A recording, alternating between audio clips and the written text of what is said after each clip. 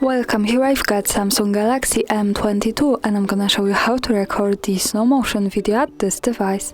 So let's start by tapping on the camera button to open it, and for now we are on standard photo mode. Let's change it by using this settings bar and just simply going to the right to more.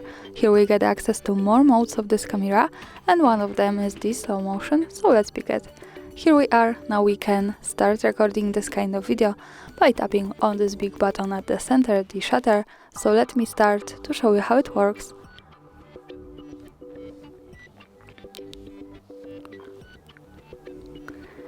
And now let's stop by tapping again on the shutter button. To see the video, let's move to the left one that follows us straight to the gallery.